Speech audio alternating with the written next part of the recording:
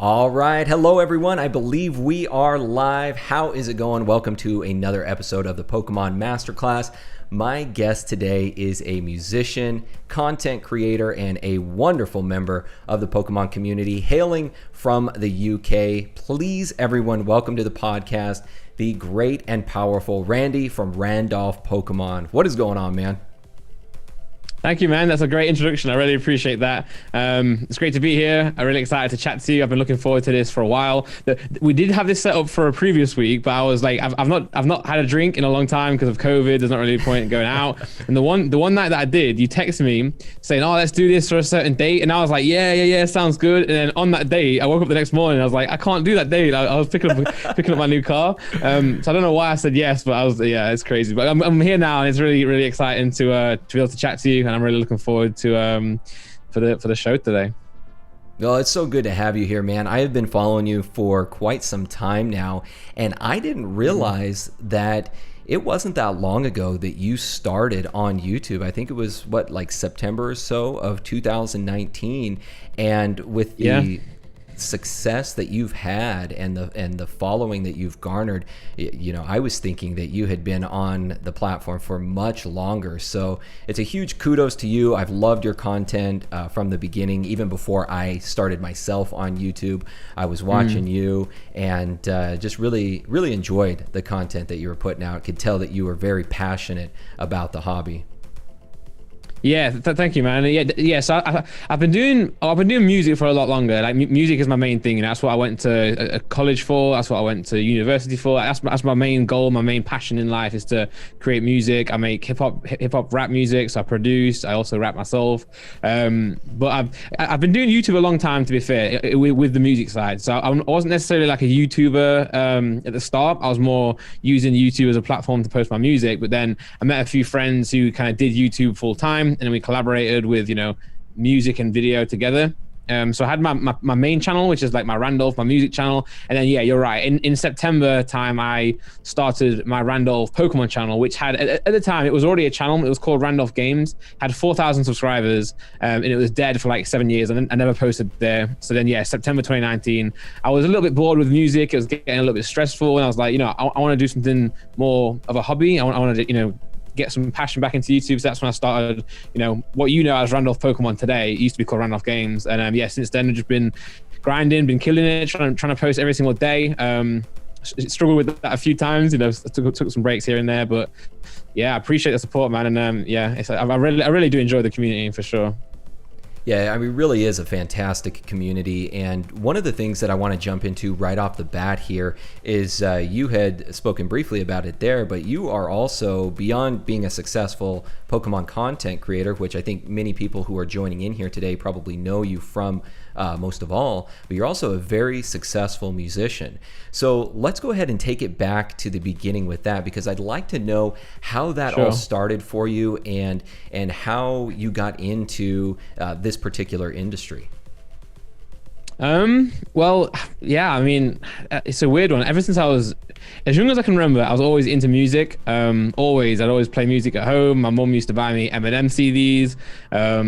I've always been into music, and I knew from a very young age that's what I wanted to do. Like, it was no question. I think that it's always stayed with me, that the desire and the passion to do what I enjoy, whether it is music and then now Pokemon. So when it was music, I just wanted to do it no matter what. I wanted to be a successful artist. I wanted to perform on stage. So I used to manifest it. I'd make sure that everything I do in life is always working towards that one goal. So I went to in school, I focused on music. Then I went to, like I said, college, then university, always just music. And then I think when you have goals like that, and I think manifestation, I do believe in it a lot, to be honest. I don't believe that you can do anything. If something's impossible, like physically, then you can't fly. If I manifest I want to fly, I can't fly. But if I want to do something that is achievable, then I know that I can get there, because every decision that you'll make in favor of that particular thing. So if it's music, then if I collaborate with someone on YouTube, or if I meet someone, I'll be like, let's make some music together, or how can I get my music featured on your channel or your page? And did that for a few years, really enjoy it. It still is my passion, but I think we'll get onto this in the Pokemon stuff as well. I'm very passionate about everything I do, and I don't really enjoy it when it becomes a job and when it becomes work. So, you know, I was trying to, you know, hustle with music. I was trying to get somewhere, and then I finally got somewhere, and I was like, I don't like this. It's too much. It's too much for me. I want to go and do something else. So that's when I'm doing Pokemon. And the hard thing, I think, the really hard thing for Pokemon is that it has become, you know, now part of, you know, my it's separate from the business. You know, the business is, I'm okay with business because it is business. Whereas like when I'm talking about the passion in terms of creating content and creating music, when it becomes like, I don't know, when it becomes like a job, I struggle with it. So this year, 2021, has been really challenging to try and balance the enjoyment in Pokemon versus the content creation in Pokemon. Whereas 2019, 2020, I was just doing it completely, you know, for the love of it. And then it's hard to maintain that, I think. And I know you probably know yourself. It's been the Pokemon community has been a hard place to be a part of, especially towards the later ends of last year. So I think that has definitely taken a toll. So yeah, I took a break from music to do Pokemon, and now I'm doing Pokemon. I kind of miss the music again because, you know, I want that passion back, but I definitely don't want to do music I don't want to go and sign with a label. I don't want to get management or anything like that. I just want to make the music. But sometimes it's hard to do that realistically. But yeah, music, Pokemon, big passions in my life, probably the two big passions, and that's why I create content around them both. So that's quite a long answer to your question, but there you go. No, that's fantastic. And I love what you said there about manifestation. And I think a lot of people misconstrue that term nowadays. And I subscribe to that mentality as well. And I think it boils down to, you know, for myself, any goals that I have, I always have. In fact, I've got a board right here in front of me of all of the goals, both for my channel, for my family, for all of my other businesses. Like, I have all of those goals written down. And when you see that on a daily basis, and you see that, your mind naturally gravitates to the things that are going to get you closer to that goal. And I think that's... And I think people often think that, well, all I have to do is just think about it. If I just think about it, it's just going to happen. But it's actually putting that into place, you know, letting the rubber hit the road, so to speak. And exactly, and you're a prime example of that. What you've done with both of your passions, both in music and with Pokemon, you've put in the hard work, you've put in the grind. You know, going back to your music career, I'm interested to hear also, you know, what you had to overcome in the beginning, because I think that will also give people a good idea of the same kind of tenacity that it's taken to build your Pokemon community as well. It's very similar, to be honest. You know, and I think that's why you bring it up, because, you know, there's things that I've learned in music that I have to apply to Pokemon as well. I think for me, so obviously I'm from the United Kingdom, I'm from England, and it's very different to America. We speak the same language, and there's many similarities in our culture, you know, in our pop culture, you know, the mainstream content, you know, TV, movies, etc. But we're very different, of course. So that, for example, for me, I lived in a place in between two cities. So there's Nottingham Forest, I support the football team, the soccer team, and then there's Derby. And London is where all the music happens. So I'm from like 2.5 hours away from London, in a place, you know, called Derbyshire or Nottinghamshire, whichever you want, very close to both. And all the music scene was always London. So growing up, it was really difficult for me to actually get into any, you know, any scene of music. You know, I couldn't be part. I even applied to you know, have my music featured on a magazine called Music, so music with an N, because it's Nottingham, and they wouldn't let me in because my postcode was just outside. You know, so I tried my hardest to get into, you know, the mainstream, or trying to get on radio, and I just never get on. So that's why I turned to YouTube. You know, I was lucky at a good time and a place. You know, that YouTube was quite new at the time. This is like 2010, 2011 type, you know, that kind of era. So I would have to like hustle and have to find ways to get my music out there, and I would just use the internet for that. So MySpace, Facebook, internet forums. There's an old forum I used to go on with you know, a bunch of musicians from America, from all around the world, really. And then mainly YouTube. You know, I post my music on YouTube, and then I got quite lucky because one of my friends, I'm sure many in the audience now watching live will know KSI. So he's a huge YouTuber now, you know, worldwide known, in the charts, doing all these amazing things. And we became friends online. He used to play FIFA, the soccer game. He used to play that, and I used to supply him music so he could use in the background, and then really went on from there. So I think I don't take no for an answer, and I never, and I again, if I believe in it and I want to do it, I'll just get it done. So I never let anything go, so if I want to do it, I'll do it, so that was music. And especially if you do get faced with those adversities of like, I can't get on the magazine or I can't get on the radio, I've got the mentality of I'll show you that I can do it then, and I will do it just to prove you wrong. So that's how I did it in music, and I have applied a lot of it into the Pokemon community as well. It's less in a different way, really, because it's not like the YouTube community at the time I joined, 2019, is quite similar as it is now, just I guess smaller. But there was no issue getting on radio because radio is now YouTube. So if I want to make content, I just pull up the video and post it onto YouTube. But I don't know. I think my attitude towards things, and I can be quite cocky and I can be quite, forward with things. People always like to get their back up against me. So, I've always enjoyed the fact that people do that, and I thrive in it, So if I can do like a clickbait title and people get mad, I do enjoy doing that. It's got its pros and cons, because sometimes you do, sometimes people don't like it, but I don't know. I do enjoy it when people don't believe in me. It makes me even more excited to prove them wrong. So I guess I've applied that same mentality into Pokemon, but it's a bit different. But yeah. No, I love that, man. I love that kind of mental fortitude, because for me as well, like, nothing has ever been handed to me in my entire life. Like, it's been a grind for absolute every last thing. I was an athlete for a long time, played football and ran track in university, and came from a real small town, and as you might attest, probably similar over there in the UK, it's very hard to try to get noticed when you're coming from a very humble background.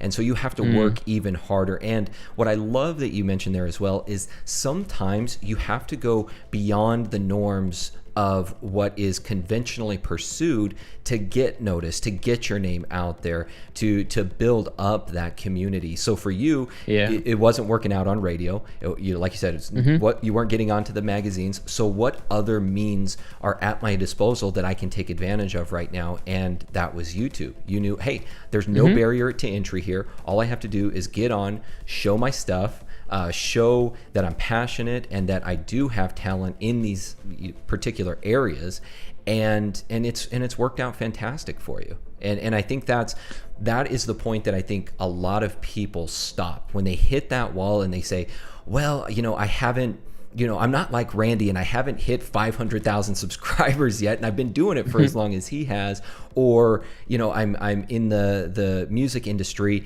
and I just can't get onto the radio, can't get on a magazine. I guess it's just not for me. Rather than just having that fortitude to move forward and to find a way in the end, just to find a way.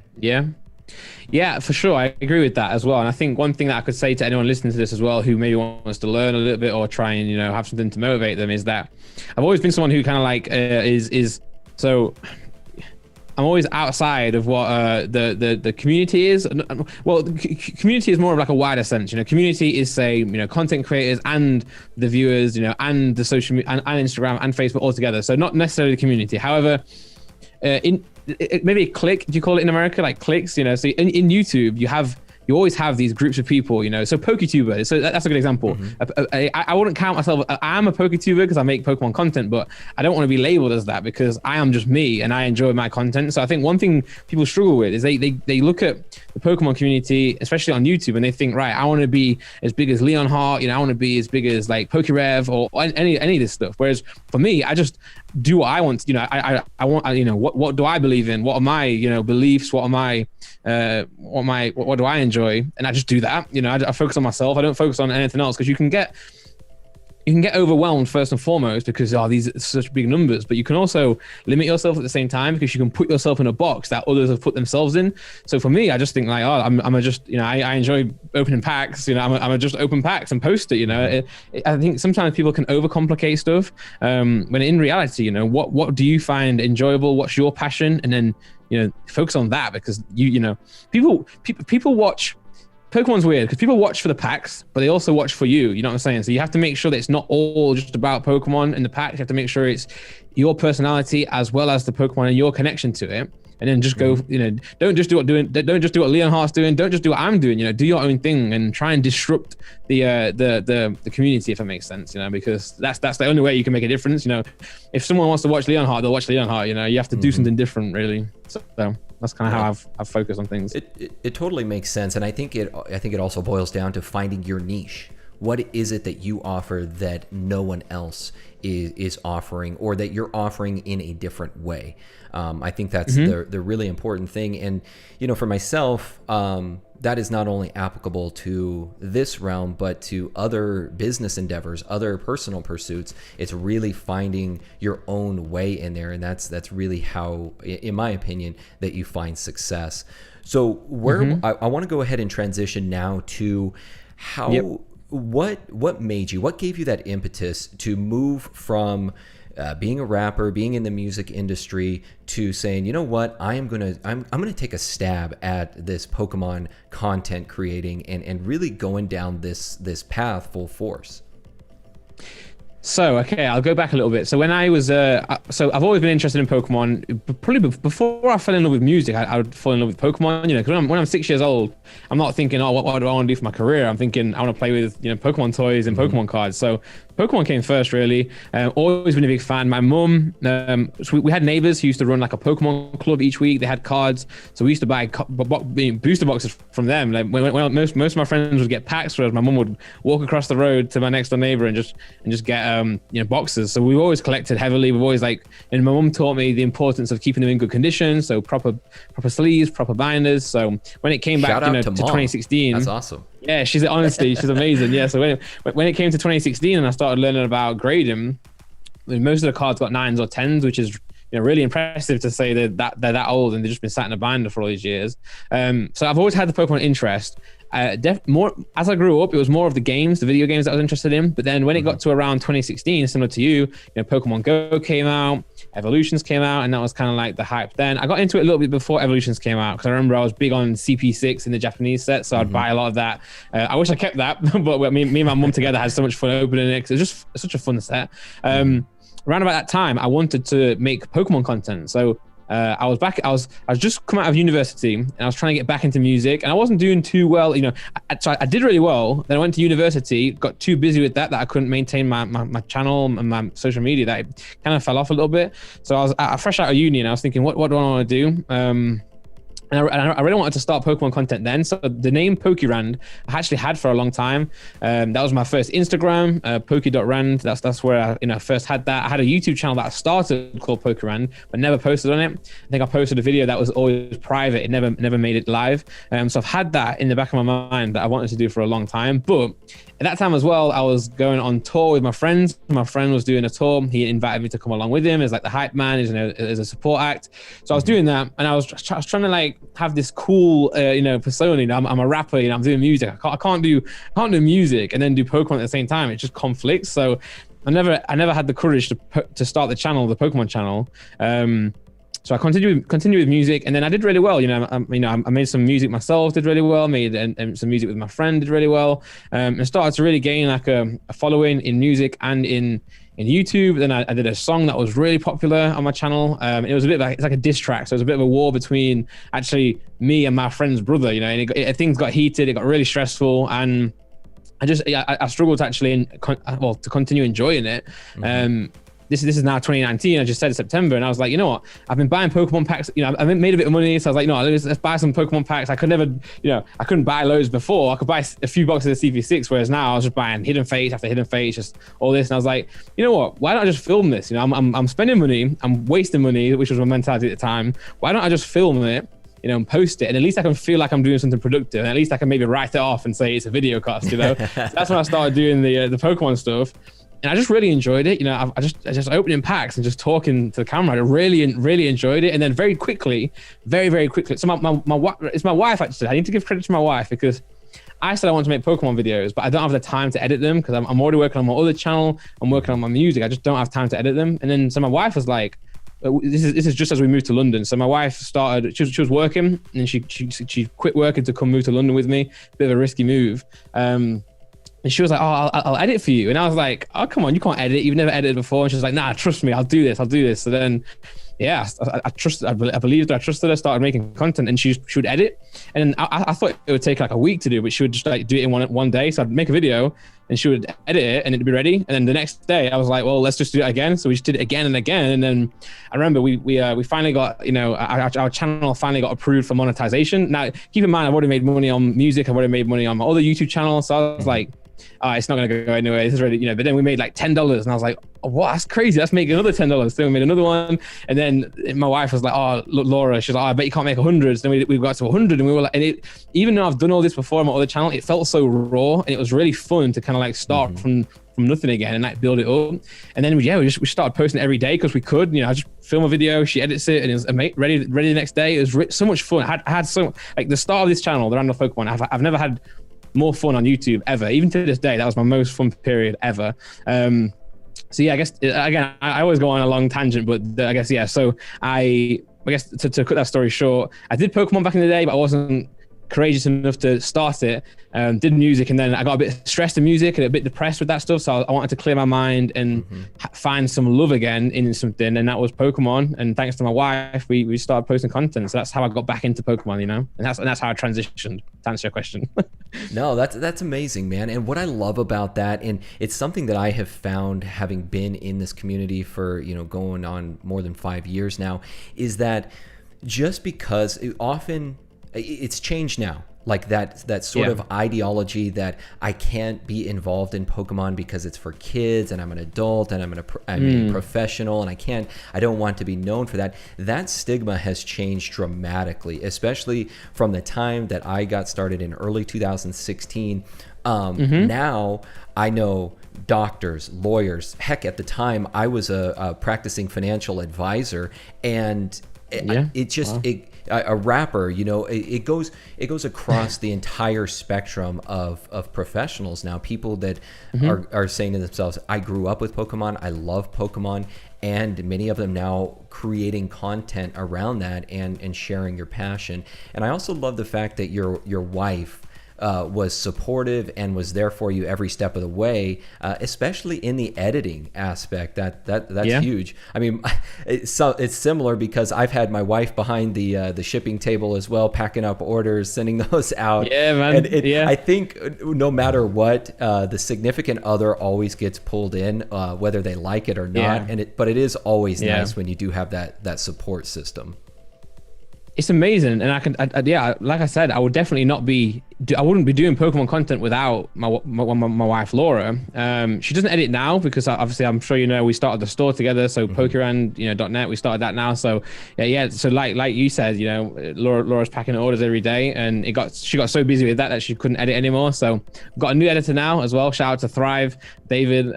But yeah, without Laura, I wouldn't be doing any of this. We've been together for a long time. So even the music, she really supported me through the music and the Pokemon stuff. So yeah, I owe a lot to Laura for sure. Oh, definitely, man. I think if you look out there, any successful person, whether it's on YouTube or any other kind of professional endeavor, they all have a strong support system by them, whether it's family, whether it's your spouse, somebody there that is pushing you along the way. Because as you know very well, it can be very trying to build a business, to build a career, to build something like this, like a full-on YouTube channel and content. It can be very stressful, and at times it can really get to you, and it can really test you. And if you have someone there that is helping to push you through, it's just it's the biggest thing, I think, that ultimately leads to long-term success. Yeah, that 100%. I completely agree with you. It is really hard. Like I know people may look at like YouTubers or content creators and those stop complaining, but it can be really hard, just to motivate yourself and keep going because things don't always go well. You have days where you're just scratching your head thinking, oh, if you're talking about a video, you have a successful video, and you do this similar type of thing maybe a week later, and it just doesn't work anymore. And you're thinking, oh, what am I doing? And the platform changes. The platform is always changing, and you have to change with it. And it might take a while to think or to find out why it's changed and what you can do. But there's days where you struggle. There's days where you really do struggle, and it can take its toll. Obviously, the benefits always outweigh the negatives, but it can be hard to not. It can be hard to have that perspective. I think that's probably a good way of putting it, because you're in there in the rat race every day, and it's hard to kind of like take yourself out of that and have some perspective. But having a great support system is really important. So at this point, Randy, are you full-time music and content creating right now, as far as your income is concerned, and the store?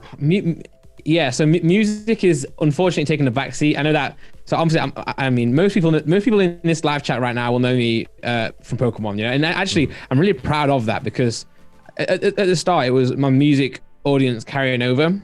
So when I knew that I was actually doing really great things with the Pokemon, is when I see people on my channel commenting, oh, I didn't know you were a rapper, I didn't know you were a musician, and that's when I know I'm doing something good here, because now I'm actually bringing in new audiences and not just the music side. However, I know that my main channel and my music side, people are crying out for me to release new music, they really are. Even my friends who I've met through music are always saying, oh, Randy, like, you got to make some new music. So we actually moved, my wife and I moved flat to get an extra bedroom so I can build a music studio. So this is my Pokemon room right here, and then directly next to me is my music studio that I'm in progress of building.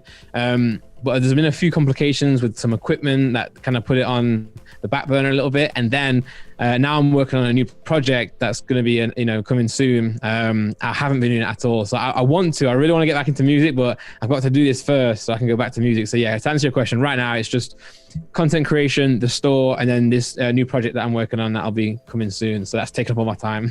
Awesome. So for everybody out there that is listening to this, I think that is the dream for a lot of people, especially those that follow content creators closely, is turning their passion into a full-time job, because in the end it is a job. I think, as you said, people have this kind of misconstrued opinion of content creators that you just put out a video and then you just kick back and drink margaritas until the next one comes out.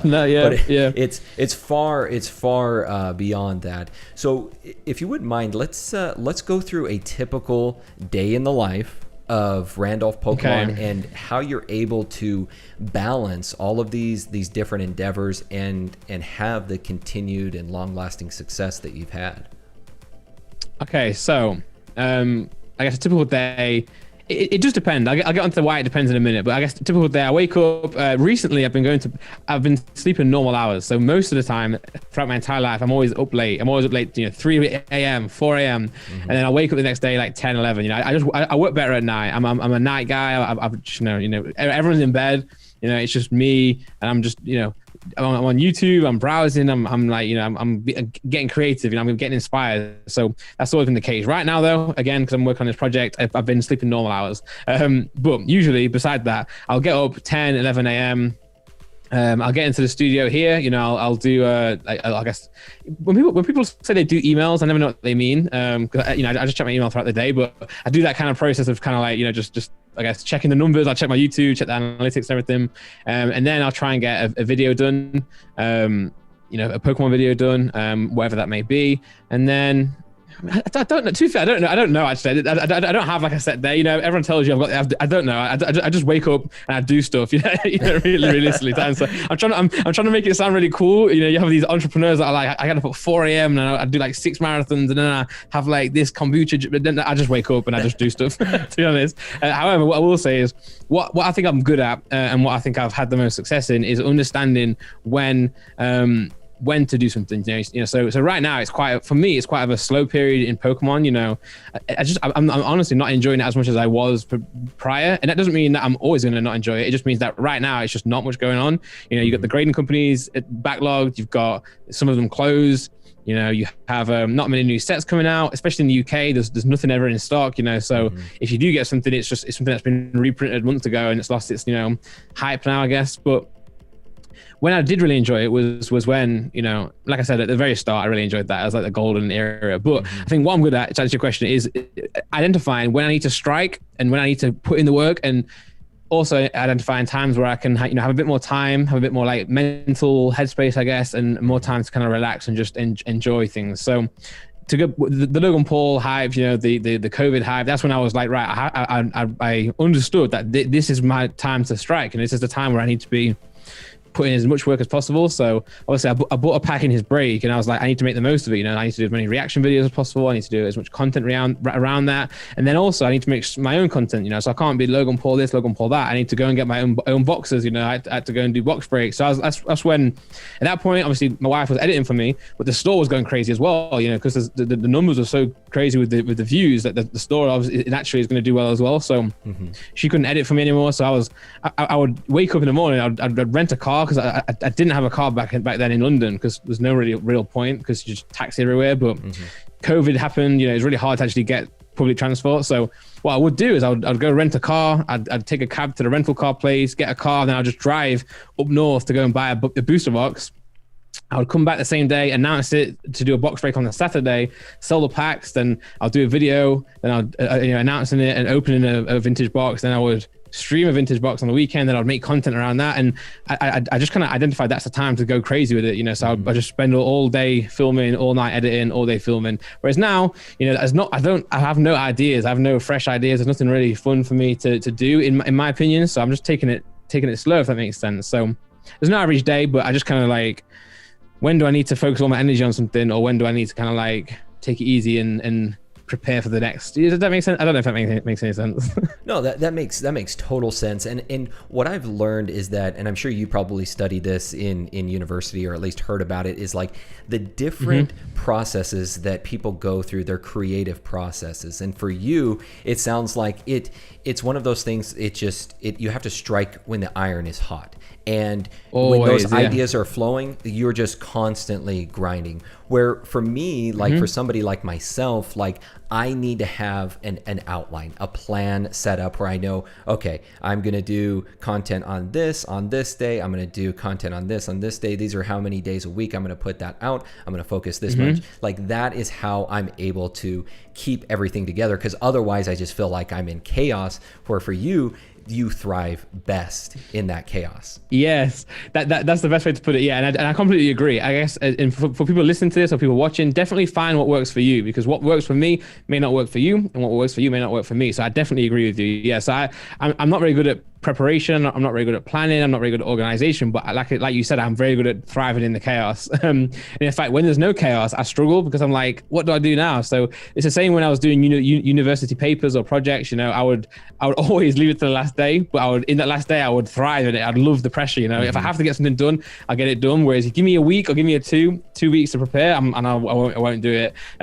So for me, I need that mayhem, you know, to thrive in it. And I guess right now in Pokemon, there is no mayhem. It's just very like flat. So that's where I'm kind of like, this is not fun. I need something to engage.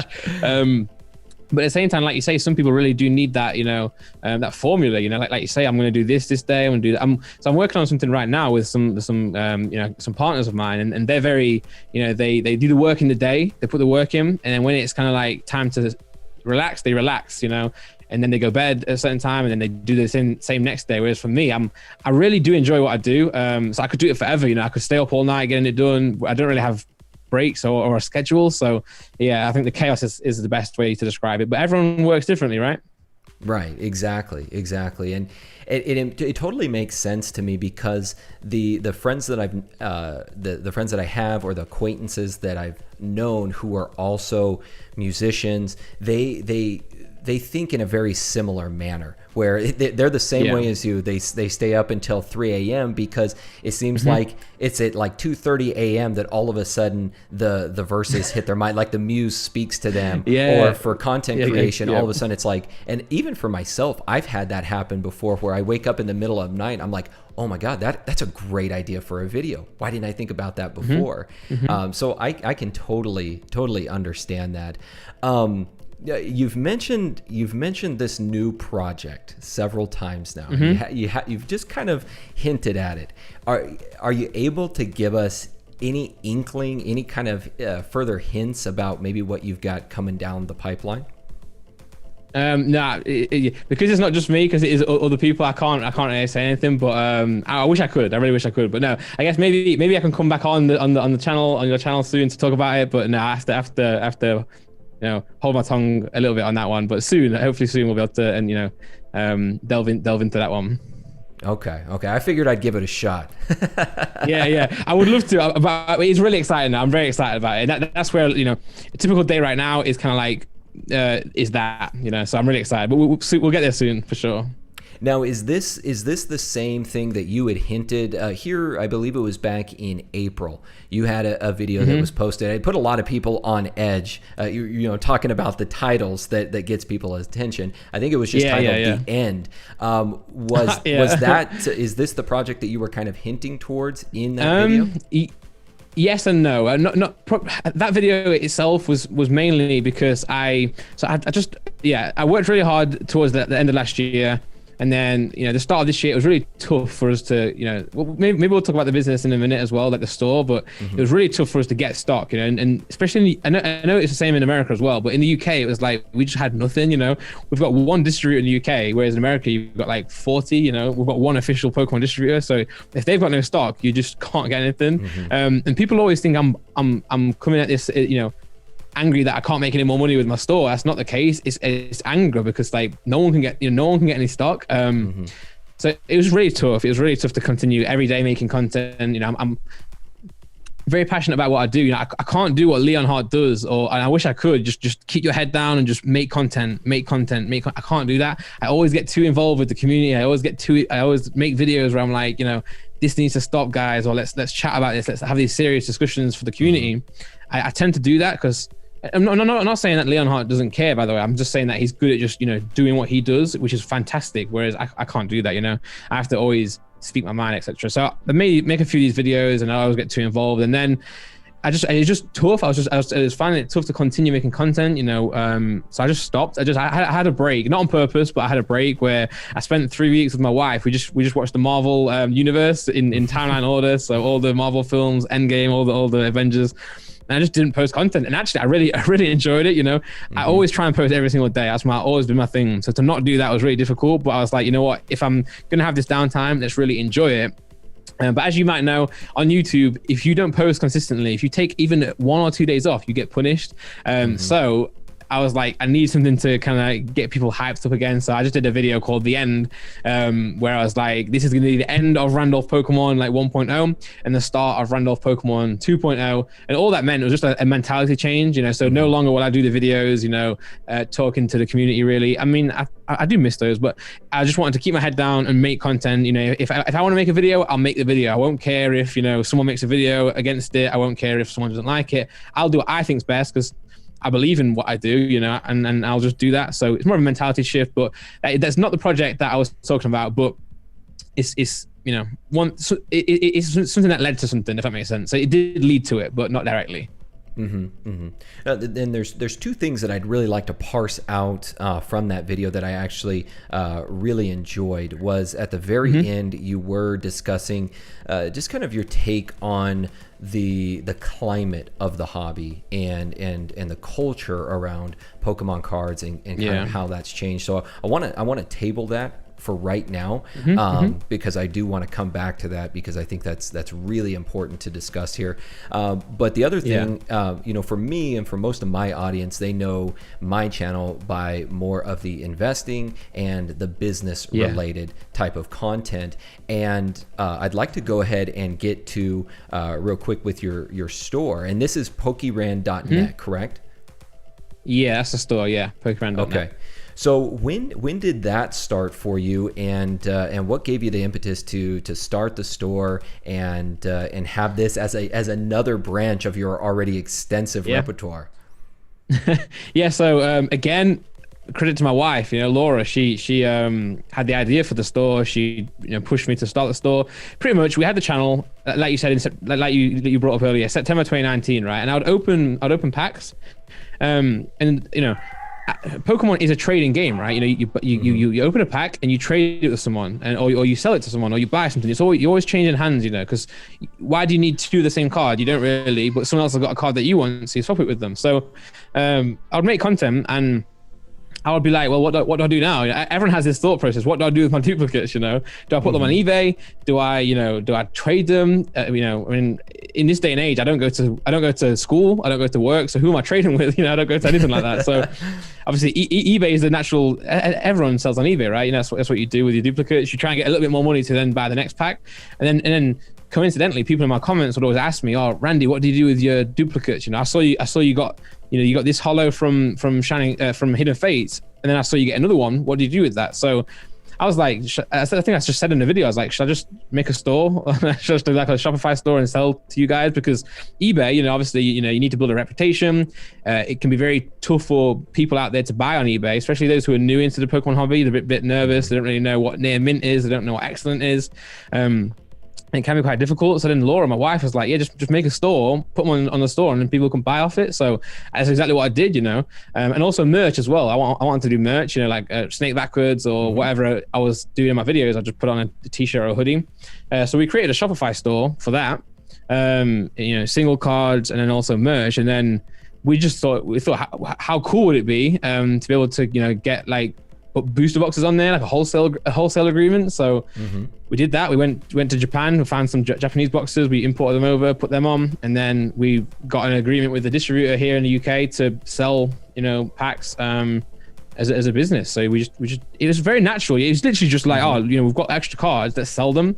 And it went from there. And I think I'm always been pretty good at being a salesman, or also promoting business. I enjoy doing it. But also what I enjoy more is I enjoy the fact that my audience now, and again, because I started with music and I brought a lot of new people into Pokemon. Maybe I didn't. So maybe I had a lot of people like me as well who would.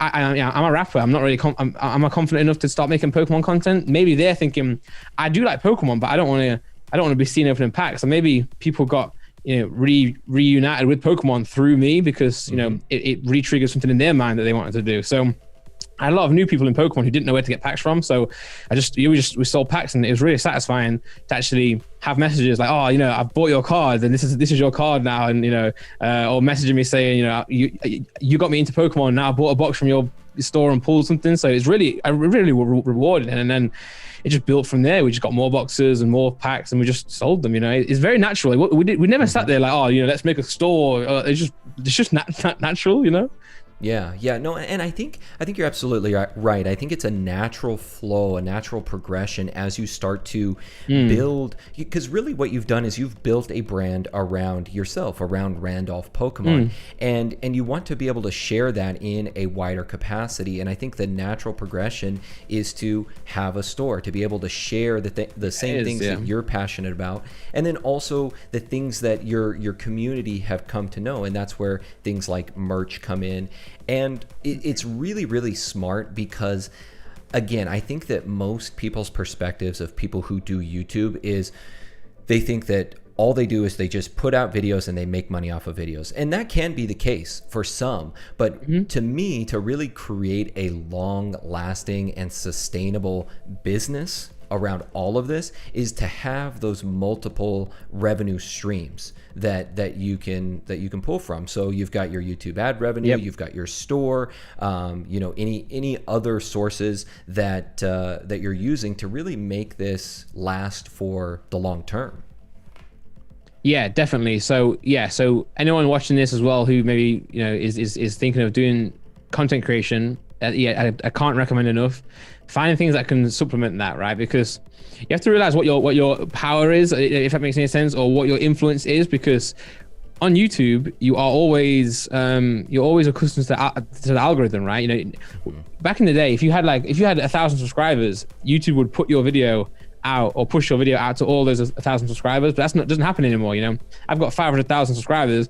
When I post a video, they don't all get notified. They don't all see the video. And YouTube's changed, and YouTube's changed for the better for themselves, because they know with all the stats and the analytics that they've got that, if we do this, we get more money as a company, right? So they chase what they chase. So you can't chase you can't let them chase what they chase if that doesn't include you. So nowadays on YouTube, you know, you can build an audience, but it can get taken away from you with an algorithm change, and you don't control that. You're not in power of that. You know, same thing with brand deals. You know, brands will come to you and pay you money to promote their product. But then when the views stop or when the views drop, they're gone. You know, they're not going to stay with you if you can't if they can't get clicks. So you got to think, well, what am I doing then? You know, and also if a brand's paying me to promote their brand, why don't I just start the brand myself? You know what I'm saying? If they're paying, if they're giving you money to value, it means they value you. So you know, I always think it's important to value yourself. That's always a mentality that I've got. So yeah, so you know, don't let YouTube be who you are, because you know the algorithm can change and you've lost all, you know, your momentum. Same thing with brand deals. You know, if you lose your views, it's gone. Whereas if you can create a business, or if you can create like service is a better word. I think business scares people. A service or value. If you can create value for somebody else, then that's what's most important, because you are in control of it. So now for us, we're in control of our store. You know, so we can do newsletters. We can, you know, put products out there. We can change the way we do things. That doesn't relate to YouTube, doesn't relate to any algorithm. It's ours. We own that, you know. So always really important. So yeah, get your merch out there, build your community, your audience, and then if you can, you know, use that as a revenue source, then do it. But always make sure you're providing a service, because that, you know, people buy people want to buy something. They don't necessarily want to buy you. They want to buy something, you know. So you got to find what that something is, and then make it work for them and make it work for you. Really, it's really important. Like you say, you can't rely on, you know, one avenue like YouTube, because it's really dangerous to do that. Oh, definitely. You know, in the financial world, we always said you know, with portfolio construction, you never want to put all of your eggs in one basket, and it permeates across all different industries. In that you want to spread yourself out, and I think that's where a lot of people falter. And you know, even for somebody like myself, I don't have a huge YouTube platform at this point, you know, getting close to 10,000 subscribers, but I have been able to build various other businesses around the YouTube channel that have really expanded beyond just the humble beginnings of YouTube. And you know, for yourself, you know, the store, you've got the YouTube channel, that some of that I'm sure has trickled over into your music career, where people are like, hey, I didn't know Randy was a rapper. I didn't know he was into music. I want to see what kind of content he puts out in that medium as well. And then on top of that, you are now connected with Connor and Tom over at Graded Gem. I know you guys work very closely on things, and now again, you're moving the needle on that industry as well. And for those guys, I've spoken to them before, it was something similar, where they were disgruntled with the fact of it was so difficult for them to submit cards to PSA. They knew there had to be an easier way, and so they provided that value and that service, and they have just absolutely exploded over the last few years. Connor didn't sit there and think, oh, you know what, I want to create a PSA middleman service and become an official dealer with PSA. That's not what he did. He just sent cards himself to PSA early, and then, you know, because there's taxes, there's insurance, there's shipping. It's not easy for someone in the United Kingdom to get a package sent over to PSA. It's hard, really, you know. So then he would have a friend, and he says, well, why don't we both, you know, cut costs, and why don't we both send cards together? And then you have another person, oh yeah, I want to get in on that. Why don't we all send cards? And then it grew and grew and grew, and now Graded Gem has turned into the business that it is today, providing the top service in the United Kingdom, in the entire country, and Europe, may I add, to get people's cards sent to PSA. So they started from humble beginnings, you know, sending cards to PSA themselves, help their friends, and then it grew into a business. And I think that's really natural. And I think, yeah, like you say, you have to find that, because everyone looks at someone. So someone might look at, you know, Jay-Z and think, oh, I want to do what he's doing, but you can't, because you can't go through what he's been through to get to where he's at now. You might say, he inspires me. I want to apply methods that he's, you know, applied in his life through, you know, hearing his music and hearing his documentaries and his stories, and apply it to my life. I think you really do have to look at your life and your connections, maybe, or your opportunities. And again, if you manifest them, you can create these opportunities that you might not have done before. So yeah, you always have to try and make it as natural as possible. You know, just because someone's done something doesn't mean you can do that, because you're not them. You know, you have to do your own. You have to follow your own path. And I think it's really important. And yeah, those guys are killing it, Connor and Tom. So yeah, I agree with you for sure. Yeah, and I think also it's being open to the opportunities that you that you didn't expect or that were least expected? Very often, I think we put ourselves into a kind of a pigeonhole or, close-sided on, okay, this is what I'm going to do, and I'm not going to do anything beyond that. When other opportunities come around, we don't take advantage of that, right? We just stay with that sort of narrow scoped view.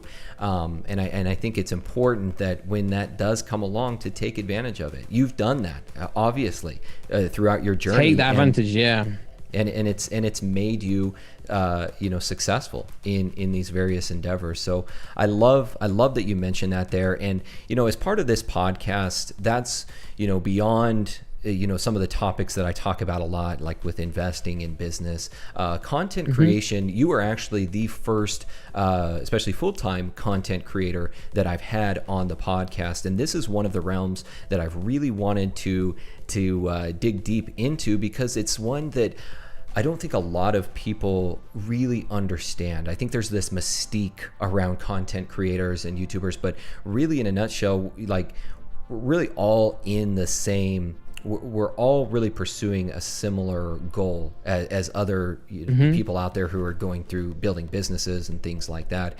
And so it's important, I think, to get that perspective as well, and also to understand, the mindset behind that. Yeah, so set a goal. Honestly, always set a goal. So, I think when I got into Pokemon, I had one simple goal. I wanted to be the biggest Pokemon creator in the world. Literally was the goal. It might sound silly. I always set myself silly goals because, if you shoot for shoot for the stars, you miss, you hit the moon or something like that. But yeah, just set crazy goals, because again, it's the manifestation. If you want to get to that goal, you'll make decisions that benefit your life in getting towards that goal. So for me, very simple. I wanted to be the biggest Pokemon creator, biggest Pokemon YouTuber. So I would any opportunity I could do to get there, I would do it. And the point is simple, I always believed my content was good enough. I think I would look at other content creators in Pokemon, and I think, maybe that's a little bit corny, or maybe it's not authentic. So I was like, right, I'm going to be authentic. I'm going to be me. I'm going to be silly as well. I'm going to be funny here and there if it's true to who I am, but I'm just going to be myself. So that was my goal. And then I would make sure that the quality is good enough. So my camera is good enough. My audio is good. Everything, make sure it's the best, right? So make sure that I am making the best content. Right, so you can be the best content creator. So you can be the biggest Pokemon creator, right? But you might not be making the best Pokemon content. So what I would do is I would try my hardest to make the best Pokemon content. So then when I have the opportunity, I can then leverage that to become the biggest, right? So that's what I had in my head. So I'd make sure the content and the quality is perfect, and then I'd jump on trends. I'd try and do things that get me closer to that goal. So Logan Paul is a big one. That's something that really pushed my channel. I had experience. I've known Logan Paul for a long time. He fought my best friend in a boxing match, so I got that link there. So when I heard that he was getting into Pokemon, I'm thinking, wow, my worlds are colliding. I got to get on this. I got to get involved. So I think I heard on a podcast, on his podcast, that he bought some Pokemon cards. So immediately I messaged him like, oh bro, what are you buying? What have you got? And he said, I'm trying to buy first edition. So I said to him, I've got some first edition Neo Genesis. He's like, nah, I want first edition base set. And I was like, well, I don't have that. You're already coming into the top, But he said to me that he's doing a box break. He's bought the first edition base set box and he's going to do a box break. And I was like, okay, cool. How much are you going to sell the packs for? And he was like, $11,000. And at that time, I just lost a bid actually a week prior with another Pokemon YouTuber to get a heavy base set pack. My bid was $4,000, and that was quite high. And I lost out to someone bidding $6,000 for a heavy base set first edition pack. And I was like, I can't do $6,000. That's just way too much. And then literally a week later or 2 weeks later, Logan Paul messaged me saying he's doing an unweighed box break for $11,000. I was on a voice chat on Discord with my friends, and I said, guys, you can't get this right. Logan Paul thinks he can sell a pack for $11,000. And then as I said that, he messaged me straight away after on Twitter saying, but I'm going to do a shout out and I'm going to FaceTime the buyer. And I was like, and as soon as I heard that, I was like, oh, okay, now I understand. So then I was like, sign me up. So I went from thinking this is outrageous, this is so bad for the hobby, like everyone else did. But then the opportunity here, so I was like, sign me up, man. I'll buy that pack if I can, because I knew straight away that I've got the goal, right, to be the biggest Pokemon content creator. Then I've got this giant in online and Logan Paul getting into Pokemon and doing a live box break. well, I can use that, I can buy that pack and use that to get to where I want, because my quality is good enough, my content's good enough. I know I've been working hard.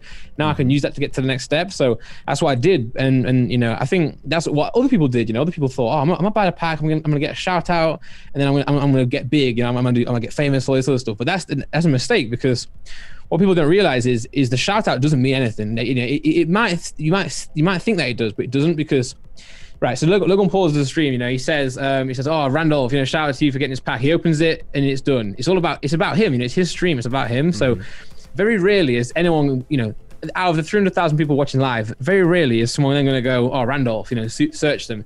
But the benefit I had is that people know me through Logan and KSI and the boxing stuff anyway. So maybe I had a bit more luck in that. But in general, no one's going to search your name unless you give them a reason to. So one thing I knew I had to do is I had to go onto the box break. I had to get a pack, but I had to create my own content. I had to create my own story, my own narrative on it. So I remember I stayed up all night. And obviously for me, it was like 4 a.m., in 4 a.m. to try and react to this. So I had my camera on, recorded the whole thing live, shot it. I think I slept at like 6 a.m. that night, because I was the last pack. Just my look, man. Yeah. Like, I'm from the UK and I was the last pack. That. I was like, come on. Yeah, and it didn't matter what I got really. If I got first edition Charizard, amazing. If I got nothing, amazing, because it's the opportunity that I care about.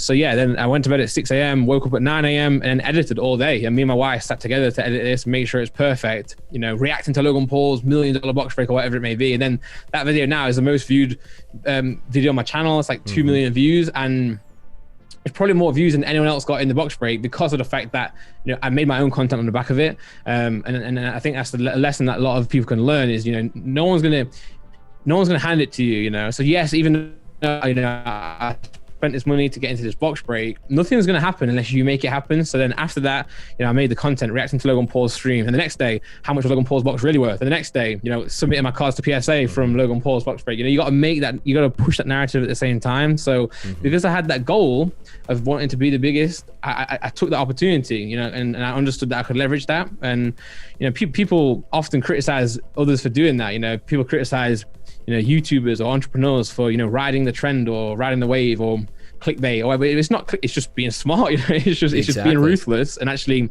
using it to get where you want to get. And you get a lot of backlash for it, because people maybe don't like that, or maybe even are jealous, or whatever. But you have to just forget that. And forgetting that is something I don't do very well. It does get to me a lot, but if I didn't do that, I wouldn't be here now doing at the success I'm at now. So you got to take those chances. And I think. Yeah, so I think I guess to answer your question again and going back, I always speak a lot, man. Sorry for taking so much time. Yeah, so I guess the goal, what I would say to people if they want to learn is manifest. So set your goal, manifest that goal, and then any step of the way, if you can, you without thinking, you'll make decisions to get to that goal. So have that goal, write it on your whiteboard, write it on your diary. And then without knowing, every step of the way, when you come to a crossway or T-junction in life, you'll go the way that gets you to that goal.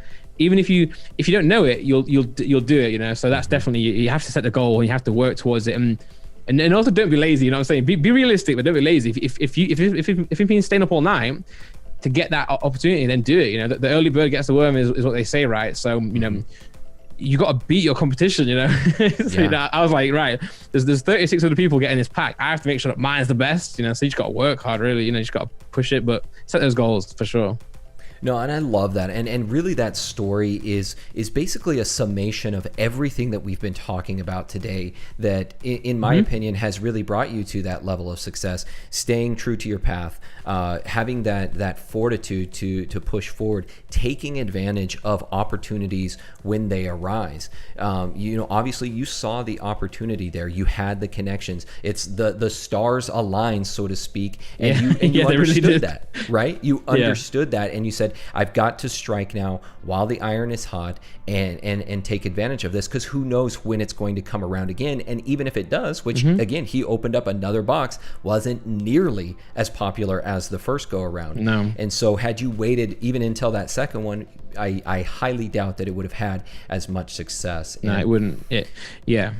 And I think again, it just, that is a great story to really bring all of it together. And the other thing that I want to touch on there, obviously, like you said, people aren't going to enjoy it, but I think a lot of people out there, what they also don't understand, and maybe it's because they've never built a business for themselves, and they've never really ventured out of the traditional norms of life, day-to-day jobs, or just the standard paradigm of how you're supposed to conduct your life and move through your life.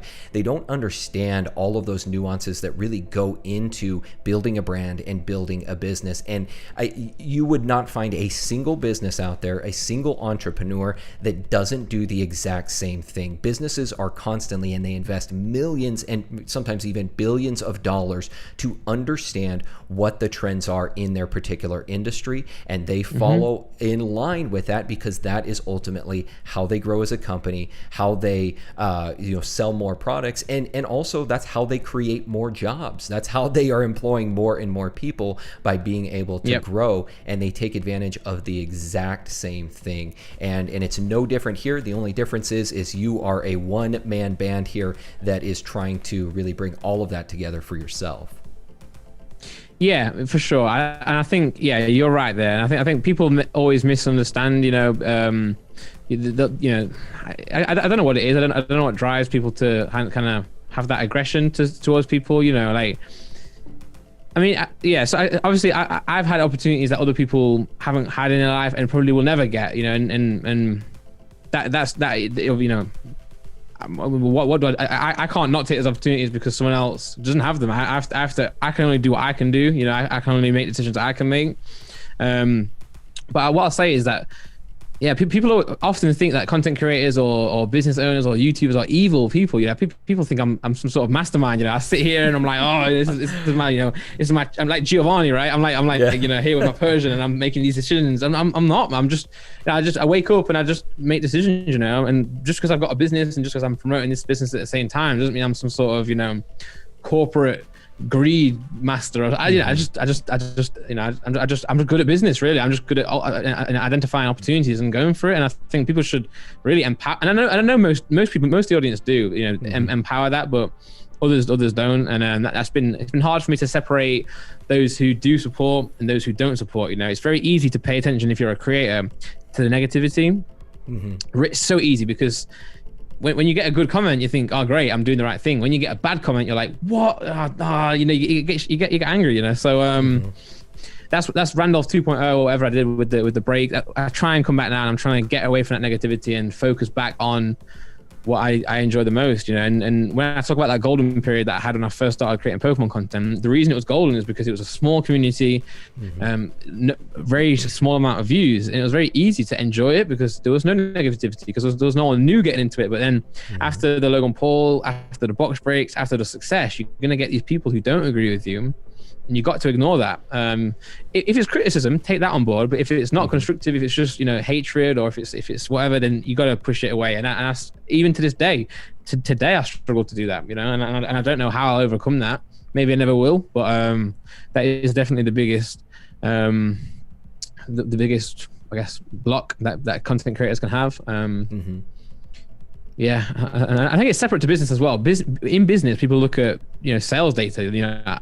Have we sold enough products today? Have we made enough money today? Whereas as a creator, I don't look at that. I don't really ever look at my revenue on YouTube. I look at the comments. What am I doing right? What am I doing wrong in that sense? And I just want to make sure I'm doing the right thing to my audience and to the community. And when you miss, or when you do make a mistake, or when someone says something negative, it really does hurt. I think that's still my biggest block today.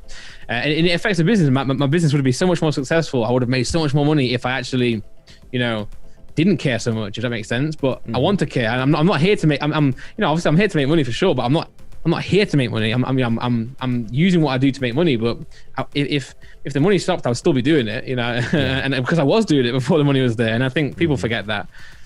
Yeah, and that's actually a really good transition to the last big topic that I want to discuss here. And again, one of the things that you really left off with in that video in April is I'm interested to hear your take on the current state of the Pokemon hobby, and I think you and I are probably pretty on board, probably in similar opinions on the way that we've seen it change. I know for me over the last 5 years how it's changed, for you what you've seen, and we've kind of got into it a little bit here, but yeah, let's go ahead and dive into that just a little bit deeper and discuss that a little further. Yeah, so I think I don't know actually where the Pokemon community is right now, because again, I think since I've come back to YouTube after that break, I've kind of tried to just take that away from it, you know. So I don't look at Instagram as much anymore. I'm not watching much content on YouTube anymore of Pokemon. I'm kind of separate from it, you know. So I'm waking up, I'm opening packs, I'm maybe buying stuff on eBay that I like, and I'm trying to just enjoy things again because of what happened, I guess, towards the end of last year or the start of this year. So I guess I'll talk about the community on what it kind of was there, and maybe you can tell me, is it starting to change? Is it getting better? Because I've kind of tried to block it out a little bit, if that makes any sense. So yeah, I think people get mad when I always say this, but ultimately it is just supply and demand. Like it is that, and I think actually let me change. It has been getting better because the supply has been coming back, and you can see prices, especially in retail, start to drop now. The prices are dropping, you know, especially in the UK, and things are becoming more accessible. And when things are more accessible, you don't see as many scalpers, you don't see as many people trying to gain off others. You know, you see the market kind of go back to normality. Which I think is really interesting as well, because when things go normal, people don't want it anymore. You know, people want what they can't get, and when they can get it, they don't want it. You know, so it really is funny to look back. I think I remember the Frosted Caribou video was a really big part of the really big thing in the community, and that's what that video killed me. You know, I watched that video and I was like, well, I don't agree with you. You know, you've made some great points, but you've attacked a lot of us, even unintentionally. You've attacked a lot of us, and especially me for doing. I'm not the enemy here. You know, I'm agreeing with you. You know, and that just, you know, I think, and what's happened since that video and since that is, you know, products are coming back in the store and people are getting them more. You know, people are getting these products, and you know, the market's slowly getting back to normal. But yeah, I think it's just supply and demand, man. Like, you know, when stuff's not available, people get crazy because they want it. You know, like Pokemon shot up. It got to the biggest point it's ever been, and you know, even I think definitely it was bigger than it was. You know, when it first came out, the 1999 base set era. I think this era has been bigger than it. I think just has been. You know, and when you have that, especially during a time where, you know, the whole world is stood still because of this global pandemic. You know, supply chains have stopped.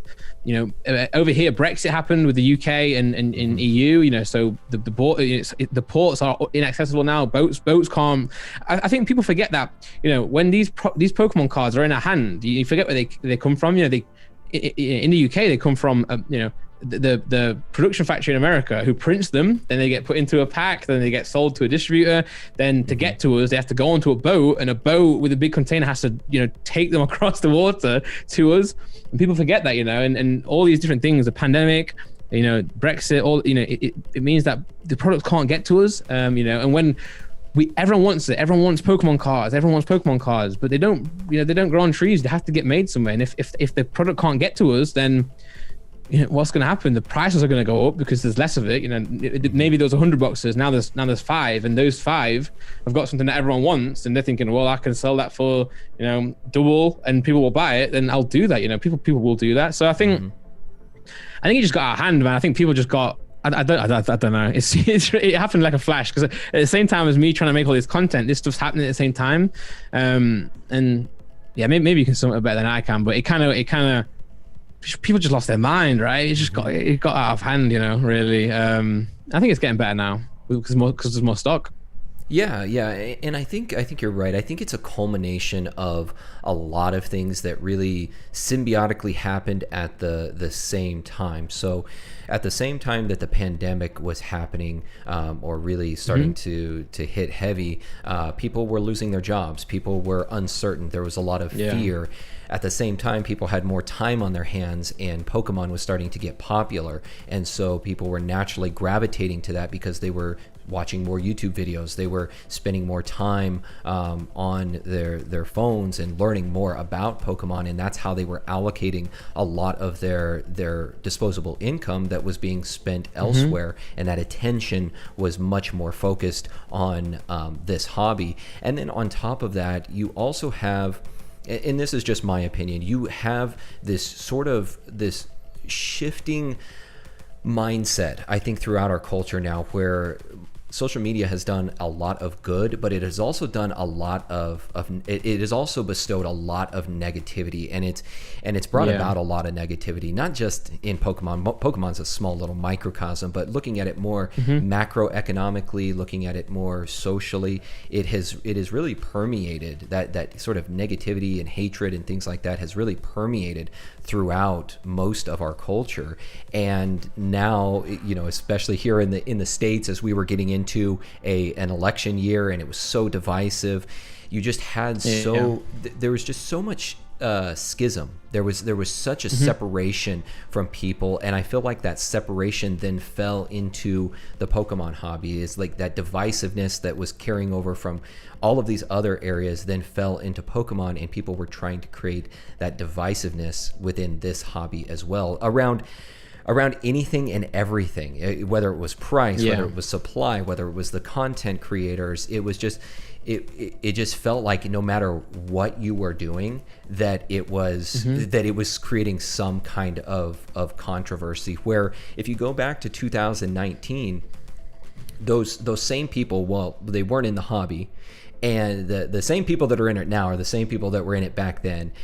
People were not picking up booster boxes. They were not picking up products in mass like they are now. And again, it boils down to that sort of theory of evolutionary economics, where people always want what is scarce. And they get, as you said, they get crazy over it. And then we were just talking about earlier how YouTube, the algorithm changes, the content then changes around that. And you started, at least for me, I started to see a shift where it was the more negative or divisive type of content that was being promoted. And so that's what everybody was, or I shouldn't say everybody, but that's what a certain group of individuals were creating content around. And I think it was merely for the views. I don't think it was so much for the view that they were trying to help the hobby. I think it was more or less around trying to garner their idea of striking while the iron is hot, so to speak. And I think that's really what brought a lot of that together. And we're starting, I think, like you said, to move out of that now. I think a lot of people who were fickle and who got into this maybe because of the popularity and because they weren't traveling, they weren't doing the things they were before, a lot of them have probably left by this point. And we've seen that, right? I'm sure you've seen it as well with analytics, with the content, with the amount of viewership for Pokemon related content, and then also prices as well. We've seen that on the secondary market where prices have been reflected. And we're starting, I was saying it last year that at some point we will probably by later this year, we still have the 25th anniversary, which I think will be really hot, and other sets, but I think at some point it will go back to that golden era, that 2019 era. I know exactly what you're talking about when you refer to that as the golden era, because I remember it being very, very similar. I remember doing my thing back in 2018, 2019, watching Leonhardt, watching these guys, and just having fun, enjoying content. Was still doing the same things I am now. Buying, selling, flipping, investing, and it was just fun. And I think once you start to see the migration of people from the hobby that really had no intentions of sticking around for the long term anyways, I think we will slowly move back into that and kind of move back into more of that close-knit type of community. And I think also one last thing here, because I'm going off on a tangent now. I love it, man. I love it. It's great. As we start to get out into public again, as we start to go to events, worlds, regionals, we start to connect with each other as a community face to face. You start to build that empathy. You start to build, when somebody comes to you, and maybe somebody that has commented on your video in the past, past that left a negative comment. Well, guess what? When they see Randy in person, they see how good of a guy you are, that you care about what you do, that you care about the community. I can guarantee you they're not going to leave that negative comment again, because they have that connection to you. And I think that's what we've lost. Of course, man. Yeah, I agree with. Well, first of all, I agree with everything you said about the market. I think that's definitely true. I think, regarding people making content that strikes in the algorithm, maybe negative on this person, negative on that person, it does get views, And again, I'm always someone who I've always been good at playing the YouTube game, And mistakes I've made in the past is I'll have striking titles. I'll have titles that bring people in that don't represent the content that I've got, So even though it's not clickbait, because I am talking about what the title says, but I'll do like a title that kind of brings people in, but my content is not that, and people will come in, read the title, but then not watch the content, and then they'll leave a comment regarding the title, and I'm thinking, wait, listen to me, I'm speaking facts, Yeah, but yeah, you're right as well. I think when people get back into when it's face to face again, it's hostility, right? We've been locked up inside these four walls. Is all I've seen for the last few years, So when you get out there again, you're going to see people. You're going to have these memories, and tournaments is what my channel was going to be in 2020 when COVID first happened. My channel was going to be traveling out every single week, month, traveling to the United States, to Europe, doing tournaments. I play the video game competitively and ranked everything, so I was going to be doing that. And in fact, the day remember the day that Tom Hanks got COVID was a day where was the day I went to Malmo in Sweden for a tournament, and after that, the whole UK got locked down.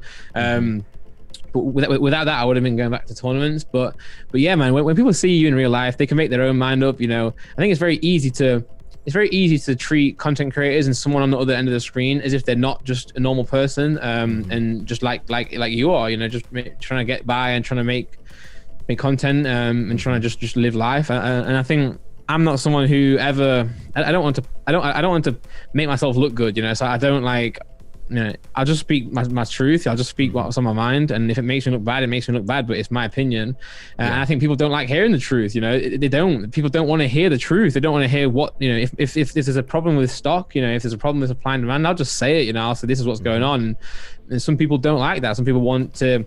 They want to just watch YouTube. And I think I had a lot of criticism from fans as well, saying, "Oh, Randy, man, stop making these videos. No one cares. No one's hating on you. There's no friction. Just keep on making me happy, because I get home from work, I want to watch your content." And I'm like, I know, and I respect that, but at the same time, I feel like I've got experience, I've got intel, I've got something that might help people, and I want to share it. But I guess it's just realizing that your content or your point of view might not be for everyone. Whereas you have other people out there who just kind of make themselves always try and be presentable, so that they won't do this, they won't do that, because they want to make themselves look a certain way, or they if this makes any sense. Whereas from my point of view, I just come across raw, and some people don't like that. But yeah, I'm very passionate about the hobby. I love Pokemon to death. It's always been something in my life that I've loved. And I love the community, and people, not everyone believes that, but it's true. So yeah, like you say, you'll see me at a tournament, and I'll be nice, I'll be chatting and whatever. But I don't shout about that side, because I don't care. If someone wants to dislike me, but I'm going to be always myself. But I think people were just very hostile. I think people were struggling. If you struggle to get packs, and you're going to take that out on somebody, right? You're going to look for someone to blame. When really what is to blame is COVID, the supply chain, the printers. No one's really to blame. It's just a number of different things. And yeah, I think that the Frosted Caribou video as well was kind of like a big point for everyone, because she was saying a lot of true things. Pokemon is becoming more about the money, because the fact that scalpers or whoever has these boxes are in the position of power, because they have something that someone else doesn't, so the price is going to go up. But you'll know this, ever since 2016, or ever since I started getting into grading Pokemon cards, that's always been a thing. You get an expensive card, you make a video on it, you shout about it, you sell it, or you invest in it, or whatever. We've always been doing this. It's just that now there's more views. It's now more people know about it.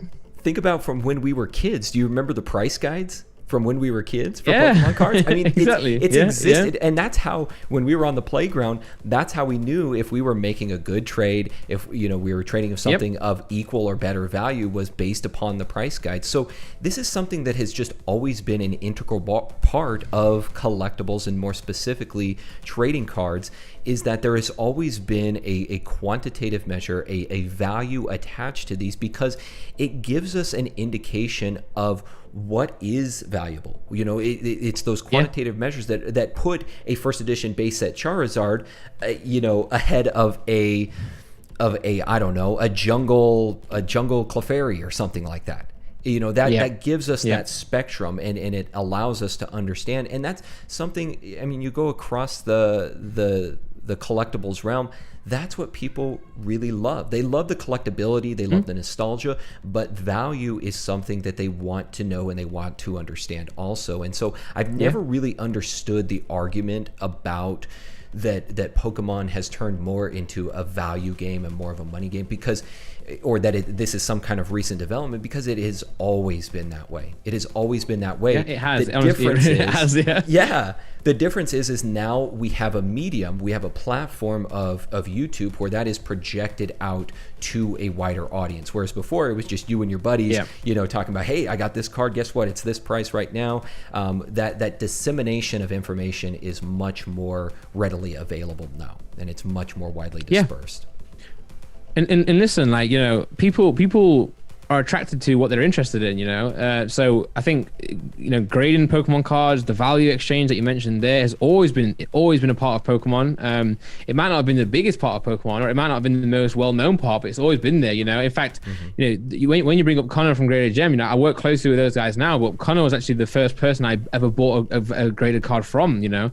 He had his store, and I bought a card off it, and that was 2016. That's like what? That's like 5 years ago now, you know. So it's always been there. It just hasn't been popular, you know. It's always been the video game or the anime or the movies or maybe the actual TCG, the game itself, not the collectible side of it, or not the graded side of it, at least. So now that, you know, views started to go up and people started to find his interest, people are thinking, oh, you know, can I get my card graded? Is my card worth money? And it's interesting. People flock to what they're interested in, you know, and that's natural, you know. And what does the algorithm do? The algorithm, you know, finds what people are interested in, and they push that out there, you know. So it's just natural. And I think for some people to then say, this is, I don't like this. This is what's wrong with Pokemon. Well, not really, because this is what people want. This is what people want to see. You know, the proof is in the pudding. This is what a lot of people want. If you don't want that, that's fine. You know, you don't have to like everything. You know, I don't like certain genres of music. I don't go searching for it, and I don't start. I don't start complaining because these people are doing something I don't like. You just, you know, move on. And the fact is, people like to buy Pokemon cards, people like to sell Pokemon cards, people like to invest in them, they like to trade in them, they like to speculate, they like to analyze, and it's a great hobby, man. Like, who can tell someone that, you know, don't sell Pokemon cards, don't take your hobby into a business. You know, I think it's amazing. It's amazing the fact that people can now leave their jobs, leave their, you know, employment, leave their lives that they don't like to do something that they love. You know, and I don't see what's wrong with that. You know, I really don't. And yeah, I think it's amazing. You know, power to everyone who's, you know, using this hobby as a way to have, you know, a side business or a side hustle, and power to people that turn it into their full-time business. It's amazing. You know. So yeah, I think again, you're right. I think Pokemon's slowly now going into that golden era again. You know, the community is getting closer. The people who are really interested in it, in collecting and investing, are going to stay into it. And then those who are truly interested will see the rewards when the next bit of hype comes around. You know, when maybe Jake Paul gets a box, or when the next, you know, when something else happens. Those who have truly invested into it, i.e., those who are truly interested in the hobby, will reap the rewards. You know, so. No, yeah. I absolutely love that.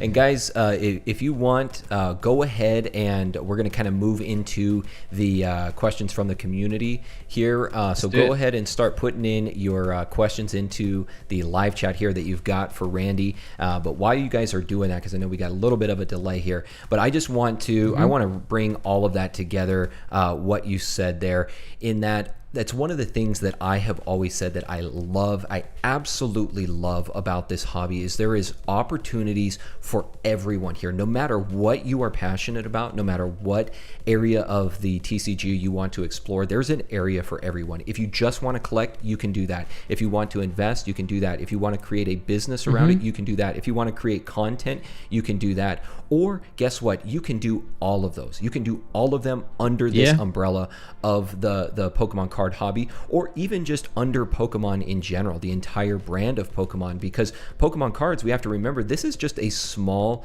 snippet Very small. of Pokemon in general. I mean, like you said, the anime, the games, there's all other forms of merchandise out there. Yeah, I mean, Katy Perry, sorry to interrupt, but Katy Perry is literally about to release a song around Pokemon. Like, what is this? It's crazy. Yeah, You know?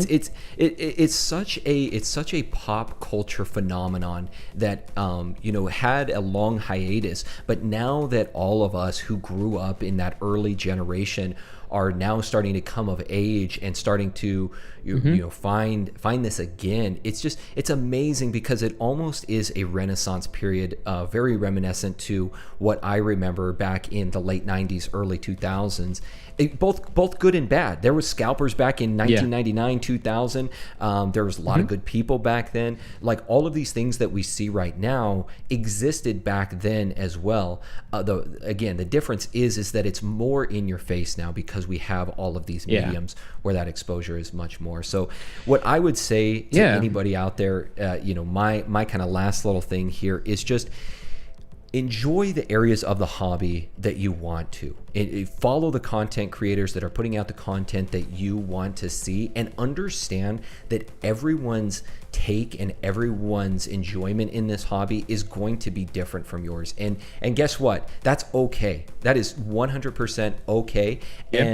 And through things like this, like long form conversations like this, you get to know somebody like Randy a lot better. You get to understand the personalities that you see every day. And that's one of the things that I've really tried to do with this podcast and with this channel, is to create that long form conversation and really allow the community to understand that we're all in this together. Like, everybody exists symbiotically in this together. No matter what it is that you enjoy, we all are in this together. We're all surrounded around this passion that we have for Pokemon. I agree, man. Yeah, and just let's embrace it. I think we need to try and always remember that we're a community first and foremost, and try and hone that in, rather than doing the opposite, which is be hostile to each other. Let's embrace it, and let's let's support each other, man. Your channel's awesome. I really love these podcasts, and it's a pleasure to be on here. Really do thank you for letting me be a part of it. Oh, of course, man. It's always my pleasure. I enjoy this. Is such a it's really it's almost selfish of me, because I think I have more fun than anybody in doing these. So it's really a fantastic experience for me, and really a full circle experience, because a lot of the people that I have on, like yourself, are people that I was following long before I ever started creating content myself. So it's really amazing, and I truly appreciate it. Awesome, man. No worries. Thanks for having me. All right, so let's go ahead and jump into some questions here. I don't know if you have the chat on your end. If you're I've got it. I can see it. I can see it here. Okay, so if you see any questions on there that you want to jump into, by all means, go ahead. Okay, so shout out to the fire grass type. I'm not sure what type of Pokemon that is. It's both in one, but a cool idea. Maybe you can do some fake Pokemon designs. But so the fire grass type says, do you still see the Pokemon franchise as a powerhouse in the next 5 to 10 years? And I guess, I don't know. No one really knows, but I think yes. I think Pokemon, they're finally, not finally, because Pokemon's always been a big thing, but they're finally now starting to really understand, what they are. Post Malone just did a Pokemon collaboration or a song. That's the biggest, probably one of the biggest artists in the world doing a Pokemon song. And then Katy Perry, again, one of the biggest Pokemon, not biggest Pokemon, one of the biggest artists in the world now doing a Pokemon song. That tells you everything you need to know. McDonald's going strong again with another collaboration. You've got the new Sword and Shield games, I think being the third highest selling Pokemon game of all time, just behind Red and Crystal, or the Gen 1, Gen 2. which is incredible. And again, remember, like as you said, the TCG is a small part of Pokemon, or at least it was a very small part of Pokemon. It might have you know, gone up the pecking order a little bit, but you know, in ratio to the games, to the movies, to the merchandise, it's still very small, you know. So yeah, I don't see Pokemon going anywhere in the next 5 to 10 years, as long as and again, YouTube is a big part of it. I think people forget about it. You know, YouTube is a really, really big part of it. You know, so I think, yeah, Pokemon's here to stay. Well, put it this way: it stood the test of time from 1999 till now.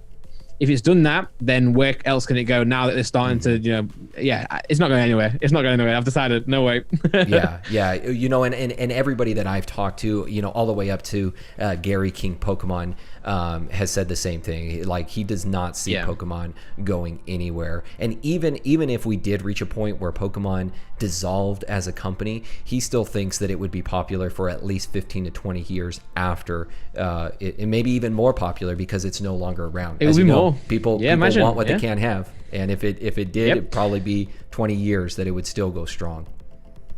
Well, yeah. Look at WotC. Why are some WotC cards so expensive? It's because they're out of print. You know. So imagine if Pokemon itself is out of print, you know, then definitely. You know, the value goes up. But I'll say one thing I've always preached and I've always done myself is just collect what you enjoy, and even if you invest in what you enjoy. So as to speak, if the market does drop and if the market does crash, you're still going to hold these with pride. You know, I think cryptocurrency right now is seeing a massive decline. You know, but and it hurts people because, you know, people might enjoy crypto, they might enjoy, you know, Bitcoin, the technology, but it's not a tangible, it's not something you can love. And I don't want to speak about tangible assets and what's the non-tangible assets, but I mean Pokemon cards are something you love, right? You know, you can hold a graded card in your hand. I got Charizard here, this Charizard Champions Path. I can hold this, and it brings me joy. You know, so if this value drops, I've still got this. You know, if I love this card, which I do, then, you know, I don't care about the value. I'm never gonna might never sell it. You know, and it brings me joy. So you can't lose if you just collect what you love. You just cannot lose. You know, so keep that in mind. You know, if you want to take riskier investments, then go for it. But if you always buy what you enjoy, you cannot lose. You know, I don't think you can. No, I love that. You know, having that sentimental attachment to it is huge, because like you said, if things do take a turn for the worst, well, guess what? You still have something as part of your collection that you will prize beyond all else. No, I love that. Somebody had a funny question here. Said, Mike Webb, would you rather burn a Charizard first edition or run down the M6 naked? I'm not even sure what the M6 is. So the M6 is one of our motorways. So it's one of our highways. You know, so you guys might have a road to, you know, a freeway or a highway. We've got the M6. Okay. But I think the answer would be, would you rather burn a Charizard first edition or run down the M6 naked? I'd probably rather burn a Charizard first edition, to be honest, because, you know, I think while the other option would go viral, it probably would go viral in the wrong way. And it doesn't say it has to be my Charizard first edition. So if I can just burn any random one, then I'll go for it. I'll go and burn a PSA 1. You know? Yeah, no, I like that. I think I'm in agreement with you on that one. PokePimp here says, what tips do you have for a small PokeTuber as himself? I know we talked about, you've given a lot of tips here today, a lot of advice, but anything else that you think might be able to help out PokePimp? I give him one thing right off the bat. He's got a unique name. That should be an eye catcher in and of itself. I would click that name for sure. If I was scrolling through YouTube and I saw PokéPimp, I would click that. And I saw him in the chat as we were doing the rest of the conversation. So your name is good so far. Yeah, it's really hard, you know. It's really hard to get started. I've always had a bit of an audience, you know, because of my music stuff. So I've always had that little bit of, you know, I had an audience there to kind of like, you know, help me. So if I can do something right with that audience, it can get a little bit of traction here and there. But again, I think the key points are be consistent. Right? Consistency is so important in YouTube, right? So even last week, I had 2 or 3 days where I couldn't post because I was busy. And the views dropped, you know, because YouTube wants you to always be feeding it. And again, YouTube doesn't care who you are; they just don't care, you know. And why would they? They are this ecosystem themselves. They're gonna push whatever works for them. So if you're moving along and you stop and it doesn't work for them, they're gonna throw you away and put someone else there. So consistency is important. And when I say consistency, I don't just mean post video every day. I mean be consistent in your content. You know, if something works, do it again. You know, maybe branch out a little bit, but continue moving. And then again, be yourself. You know, the one way to get through a hobby or through something that's already established is don't do what the other person's doing. You know, so say, look at Leonhardt, don't do what Leonhardt's doing, because he's got that down. He's perfected that. So do something else, I think that's really important. And it's hard because it's like, right, I have to jump on a trend and I have to do what everyone else is doing to get into the algorithm. But you're also telling me to be different. It's like, well, yeah, it's make do what I did. Make sure your content is the best it can be. If you're looking at your content, you're thinking, I wouldn't watch that if I was, looking for fix that first and foremost, and then try and like disrupt the status quo. Do something crazy that no one's done before, and as long as your intentions are good, I think people will focus on that. But it is really hard. I'm not going to pretend it's not hard. It is really hard, So just keep at it, consistency, and be different, and just be yourself. I love that. And I think that's the tried and true method, really, to having long-term success, especially with the platform the way it is. There's a lot more Pokemon content creators out there, so you really have to hone your skills even further and really find that niche or that peg that you fit into that is going to separate you from everybody else. I like that. Yeah, agreed. Let's see here. Let's go ahead and get through just a few more here, Randy. I know it's getting pretty late over there for you. No, it's fine, man. I'm happy to answer questions. I know people have been here, watching the show so far, so I'm happy to answer anything really, whatever we want to go with. All right, awesome. Let's see. And if something jumps out to you, feel free to just go ahead and chime in. Well, I'll say shout out to Ben Chambers. I know you've been, I think Ben Chambers donated here as well. So shout out to Ben Chambers for the donation. And also shout out to PokéDog as well. So I know you guys have been in the chat the whole night. So shout out to you guys. Dig up. Yeah, definitely. Thank you guys very much for both of those super chats. And PokéDog, I've had him in here before. He's also, big shout out to PokéDog. He's reached out to me myself about helping to build his channel and just some recommendations there. Nice. So I think our conversation tonight will be good for him as well. So big shout out to him. Yeah, shout out to you, PokéDog. And then Ben Chambers as well. Really appreciate. I always like to see when it comes through in a different currency. So we got the pounds coming through now here too. So love to see that. Yeah. When I used to stream more on YouTube, I always used to have like Norwegian kroner. It's always really fun to see the different currencies. Let's see.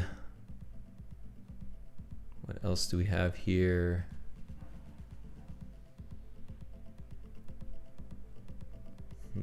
So I see someone says here, any advice for a small Instagram page? I've been going 4 months and I'm seeing little to no growth.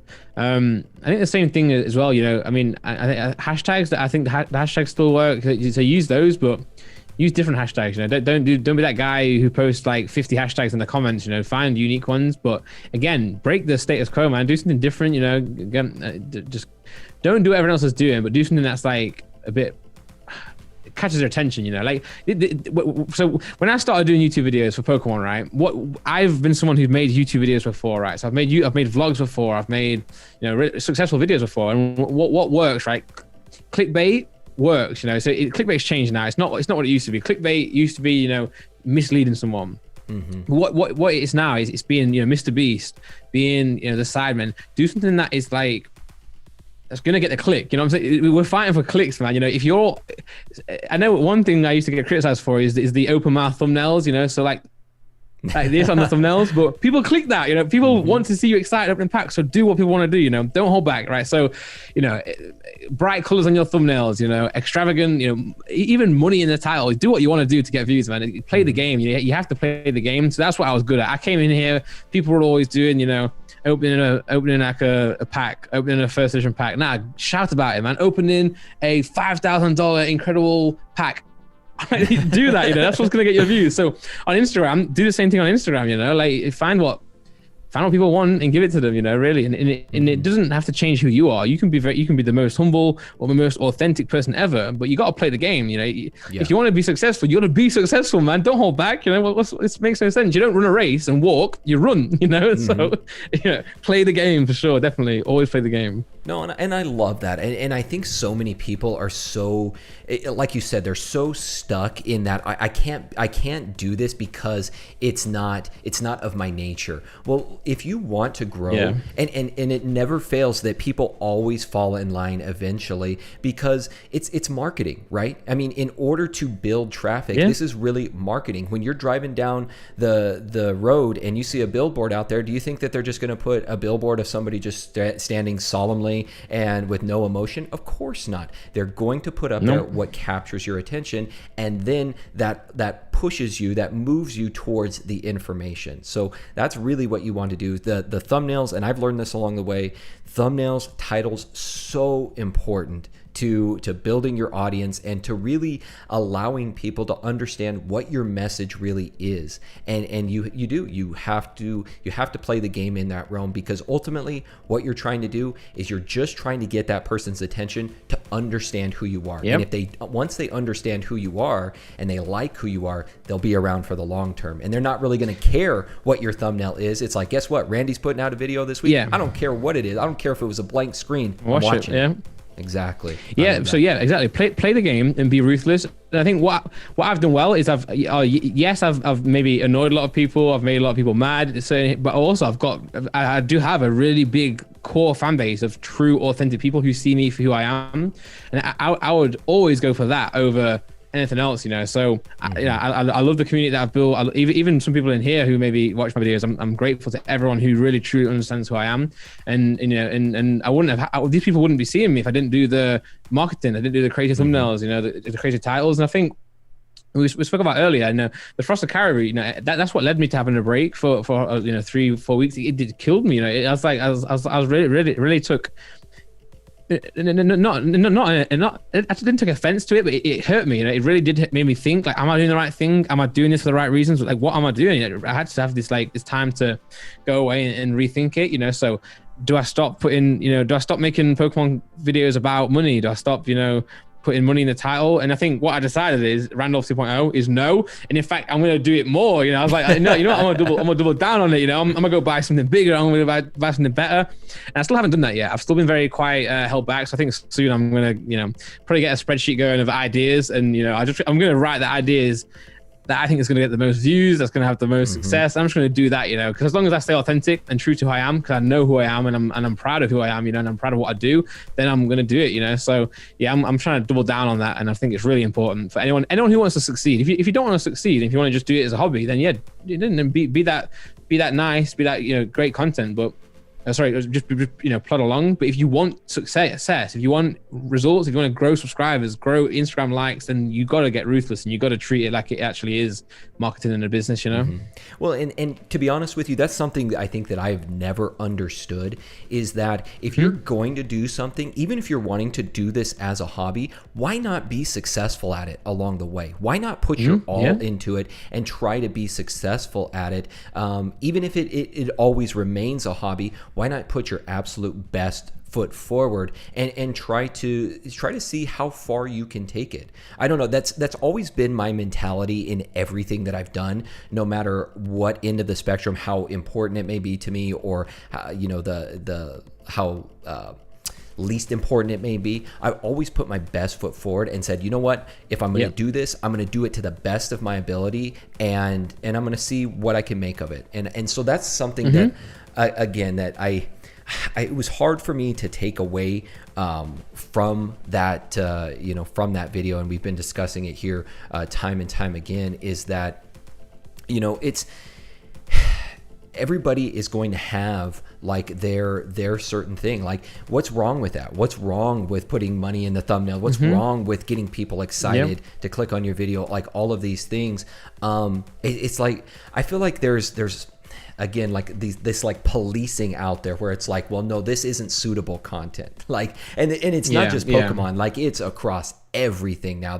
You've heard of cancel culture, you've heard of, all of the censorship and all of these different things, where it's just like, that's not suitable by our standards, and so we don't agree with it, so it's not right. And I've never, I believe wholeheartedly in free speech, freedom of expression, and I think everybody should have the same means to be able to do that. I agree, man. Yeah, I think just because in this age that we're in now, the internet age, if you don't like something, then then just move on. You know, really just Very move easy. on and find something that you are interested in. And of course, you know, there are things that are people do cross the line, right? They you know, people are, you know, break the law. People do things that aren't legal. But leave that to the police. You know, leave that to, you know, and again, you know, free speech is important. You know, you can have that free speech against someone else. You know, your opinion might differ, and have that conversation. But yeah, I think just don't seek out someone else's failure, if that makes any sense. You know, I think just do what you do. Let them do what they do, unless they're bothering you directly. You know, unless they're literally, name calling you, or if they're offending you, then yeah, fix that. But if they're just doing, if especially in Pokemon, if someone's doing something that you don't like, just don't watch it. You know, I think move it's on to quite the next simple. one. Yeah. Yeah. No, I totally and wholeheartedly agree with that. George Bott here has a question for Randy. What do you think of new UK grading company Ace Grading? Well, yeah, this is something that's been going around recently. Yeah, what I'll say for that is it's I think it's just speculation at this stage. But you know, I think there's a lot of new opportunities there for a lot of people, and I think people are trying to do good things. So yeah. Yeah, you're starting to see that more and more now. More grading companies, startup grading companies. Even here in the States, you're starting to see that as well. And I know over there in Europe, it's they really were very limited, right? There wasn't a whole lot over there. Yep. So that's what I've heard from my friends across the pond, is starting to see more and more of them pop up. Yeah. Let's see. Oh, we got the Instagram one. Let's see, try to find somebody that hasn't. Ben H says, do you get excited over random shinies in games? I do, man. I really do. So when I first started the Pokemon channel, actually, I didn't intend it to be actually all Pokemon cards. You know, I was doing Minecraft Pokemon. I was doing playthroughs. And most of the time I was doing shiny hunting. So I'll just sit there 3 or 4 hours a night streaming, just me riding around on my bike in Pokemon, hatching eggs and hoping they were shiny. And again, you know, the Pokemon game is what I've always been interested in. You know, I collected cards as a kid. I got back into cards in 2016, but throughout throughout the rest of that time, I was always playing the games. You know, I'm always watching an anime. I'm always playing the games. I'm catching the Pokemon. I'm filling the Pokedex. I'm getting shinies. Me and my brother, my oldest brother, always into it. So, you know, as I was going to tournaments, I think when I say I got back into it in 2016, people are always like, "Oh, you got back into Pokemon." Nah, I've always been into Pokemon. I got back into the cards at that later date. So yeah, I love, and in fact, it's something that I do regret a little bit now. Like, when the Pokemon cards was going crazy and the hype was there, I was every day making Pokemon card videos because that's what was doing well. Whereas now I do a Pokemon game video and it doesn't do as well. And I'm like, damn it, man, I should try to keep that more consistent because I love the game. But yeah, I do get excited from random shinies for sure. I really do. I like that you said that too, because for me, you know, for the longest time before, when I got back into Pokemon in 2016, I was still watching the anime all those years. I tell people before that my only Pokemon experience on YouTube up to that point was where I would jump on and I would try to watch full episodes of the original anime, and you usually had to watch it in like 30 clips. You know, they were like 2 minutes long, and you had to go from clip to clip to clip. And but yeah, I had been in Pokemon in some capacity pretty much all along, and then kind of found the cards again in 2016. I think that's how a lot of people were. I agree. I think a lot of people are like that. Yeah, and no one falls out of love with Pokemon. They just might not, you know, come across it every day. Whereas now, all that's happening now is people are waking up and they're eating, sleeping, breathing Pokemon, and that's great. You know, they're focused on it more. Yeah, definitely. Let's see. Ian Williams, he's kind of got a little bit of an investing question here. What set do you think will be the new WotC base set in 20, 30 years time, value-wise? Well, I think Hidden Fates, man. I think it is Hidden Fates. If you look at the similarities, right? Obviously, this is just speculation, you know, not investment advice or anything like that. But I think if you look back, you know, why is WotC, and especially base, why is base where it is at today in value, especially first edition? Well, first and foremost, because of the rarity. which doesn't correlate with Hidden Fates. Hidden Fates is not necessarily a rare set. You know, they've reprinted it about 1 million times in the past 2-3 years. But it was that chase card, right? The Charizard. Everyone's trying to get that Charizard card, and people forget that card back in the day was $100. You know, in the first edition didn't even exist. First edition was a myth, right? First edition basic Charizard didn't exist. No one had it. You know, especially in the UK, it didn't. It never came here, so it didn't exist actually. But you know, $100 maybe for a card back then is crazy, you know, because the packs were $4 or less actually. The packs were probably like $2 back then. You know, and this Charizard was $100. So, you know, what does Hidden Fates have in common? It has that same pull, same chase card, and actually that Charizard is harder to pull. And I think the hype around Pokemon back then is very similar to how it was when Hidden Fates dropped. The first print run especially. So if I had to pick one set, I probably would go for Hidden Fates, even though it's printed into the ground, even though it's so accessible. It might not be in 30 years. It won't have the same impact as base. Don't think that's what I'm saying, but I think it will have some impact in 30 years. You know, I really do think that. So yeah, Hidden Fates. That's what brought me back into Pokemon again. You know, so come back into 2016. Was away doing music, doing tours and stuff, and then I got Hidden Fates. I was like, this set's amazing. I can just keep getting all these shiny Pokemon. So I think Hidden Fates is probably my set to choose, unless something better comes out. Maybe something will come out, you know. But for now, I think Hidden Fates. Yeah, no, I'm right there with you, and I like that viewpoint as well. Of base set is what got people into Pokemon, and Hidden Fates is what got people back into Pokemon again. The other set, and people are going to hate me for saying this. They're going to hate me for saying this. But the other set that I would say that got a lot of people back into Pokemon was Evolutions. As much as people have a love-hate relationship with it, it got so many people back into Pokemon. Just the timing of it, the fact that it came out, you know, around the time of Pokemon Go, 20th I don't know if they did that. They definitely didn't do that on purpose. There's no way they did, right? So Pokemon, maybe they did, but like, how crazy is it that Pokemon Go came out and that was a big craze, right? Pokemon Go was probably Pokemon Go is probably the biggest thing that's revived Pokemon. It just is, and even now, you know, it's doing so well for them. But Pokemon Go came out, and then like 3 or 4 months later, Evolutions comes out, and it's a 20th anniversary. It's wow. You know, talk about the stars aligning. You know, they really aligned for Pokemon, really. Well, but sorry to interrupt, but yeah. No, and who knows, man? We could be in for something similar for this year for the 25th anniversary. I don't know that we would get another Pokemon Go. I mean, it was a pretty big announcement with the Diamond and Pearl remakes, with the Brilliant Diamond and Shining Pearl. That was a pretty big announcement, I thought. But I think 25th Legends. Anniversary, it's gonna be big. It's gonna be real big. Yeah, I've been away this week, so I don't know exactly what's been going on, but I saw Evolving Skies is a new set that has been announced. Obviously, EV Heroes is you know, starting to get slowly revealed in Japan now, but I don't think either of those are the 25th anniversary sets, are they? So I think there's still something coming.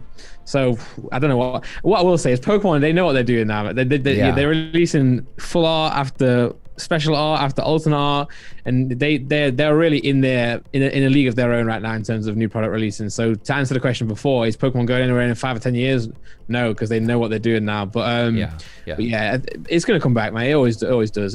But I'm really excited. No, definitely. I guess we'll go ahead and end. We got Speed here that is asking, will Randolph ever hire an employee or intern to help with his Pokemon channel? Would love to work with for him in the future. So yeah, is there any plans about building a team around Randolph Pokemon, around PokéRand? Maybe, for sure. Maybe. I think, well, I've got a mini team so far. So you got myself, my wife, and I've got a new editor now as well who helps do my thumbnails and do my videos, the editing side of things. But maybe shout out to Speed though. I'm a big fan of your channel as well. I love your content. We did a Clubhouse chat. So, you know, Jake from PokéNomics did a chat on there, and he invited me over. So I was in the chat with Speed himself as well. That was really enjoyable. But maybe we can we can all get together and maybe create like a Discord group or something where we can all chat there. Because definitely I'd love to share ideas. You know, maybe maybe maybe some sort of intern. Not I don't want an internship because that implies that I'm worth more than you are, which is not the case. But maybe it's something we have like a mastermind group where we all share these thumbnail ideas or video ideas for sure. Because I'm a big fan of speed, and also speed. I don't know if you know this, right? So I don't know if you know who the Cybermen are, but the Cybermen are friends of mine in the UK. It's like the biggest group in the UK. But Josh Zerka from there watches your channel and he really loves your content. So shout out to you because he actually pointed out your channel to me, and he's 4 million subscriber guy. So shout out to you, Speed. Keep doing what you're doing, man. But yeah, let's talk. Maybe we can do some sort of collaboration or something, and even with yourself as well, man. Let's get like a chat going with a bunch of different people, because that's what I miss. I do really miss having like, just like the drive, and I want to try and find that drive again. And I think with something like that, it might inspire me and inspire each other. Yeah, no, I love that, man. I love that. I think that would be huge. I've tried to do something similar on my channel with the roundtable discussions that we do each month. I need to watch one of those. I saw the thumbnail, but I have not clicked into it yet. But what was the recent one? I think it was with a few people that I thought was really interesting to get on board. So we've gotten, in the past, when we first started, it was myself, Jake from PokéNav, and James Carson from Z&G Emporium. And now legend. Yeah, we just recently added Pokemon Radar to the mix as well.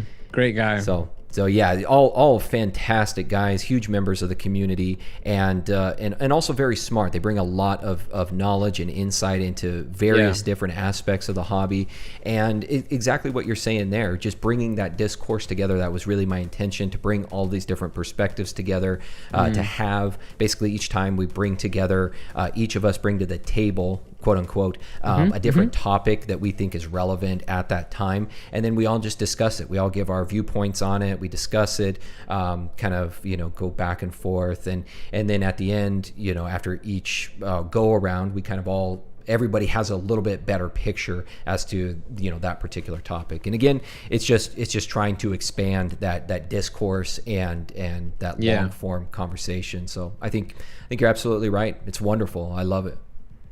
I'm really excited. I need to watch those. I need to catch one of those because I saw them, but I've not yet watched them. So I'm going to make some time to watch those because I really do enjoy that type of content. This type of content is what I enjoy the most. I think I need to try and find ways to enjoy that again because it's very easy to do content that does well versus what I enjoy. So I'm definitely trying to do more of what I enjoy. And I think by watching videos like the roundtable, it's going to help me inspire me. So yeah, I'm going to catch up on those for sure. Yeah. Well, I truly appreciate that, man. And I think we'll go ahead and wrap it up there for today. Sure. I want to thank you again, man. Just a huge shout out to you. Like I said, I love what you do for the community. I love your content. I love everything that you're bringing to the table. I know that the new project that you have in the works is going to be amazing.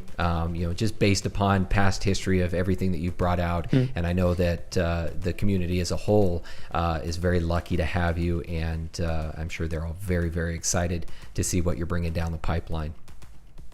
Thank you, man. Yeah, I really appreciate you asking me to come on here. It's been a pleasure. And yeah, appreciate you saying that. And definitely, when this new project is revealed, I'd love to come back on and chat about it. So if you could have me again, that'd be great. But yeah, thanks so much for having me, man. Definitely. And I would love to have you on in the future. So, all right, everybody, sweet. I think that is going to do it for this episode of the Pokemon Masterclass. We will see you all next time right here. Take care, everybody. Have a good one.